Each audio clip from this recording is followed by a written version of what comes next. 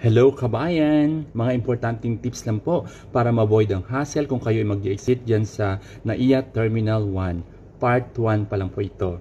Unang-una, to enter, ipakita po ang kopya ng inyong passport at e-ticket dyan sa ating mga security officers. Number 2, kung ayaw ma-stress, agapan po ninyo ang pagpunta, agahan ang pagpunta sa airport at kapag bukas na ang check-in counter, pumila na po agad kasi merong pang mas maagap sa inyo na pipila dyan. Talagang iinit ang ulo nyo kapag matagal ang pilahan.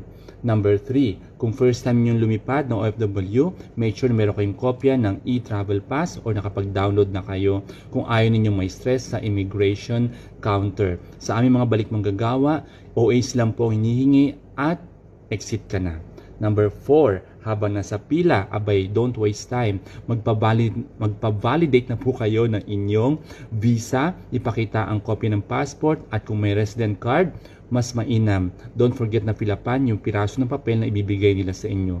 Bring your own ball pen ha. At panlima, sa immigration, agapan po ang pagpila, huwag kayong gala ng gala, saka na po kayo gumala kapag kayo nakatawid na sa immigration counter. Kasi ninyo po alam kung anong klaseng hassle ang mangyayari sa inyo sa immigration counter. So yun lang po, part 1 po yan, and see you for part 2. Part 2.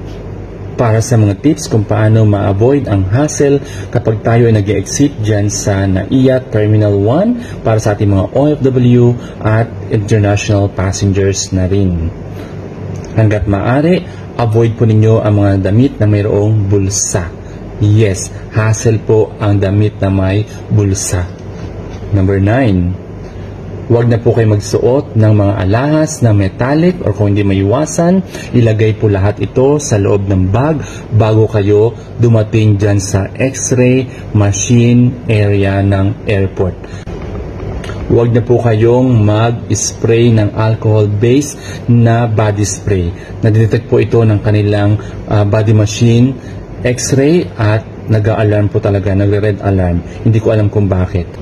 Pag naitawid nyo na ang scanning machine, diretso na po kayo sa boarding gate to claim your 550 pesos na terminal fee para lamang po ito sa mga OFW syempre.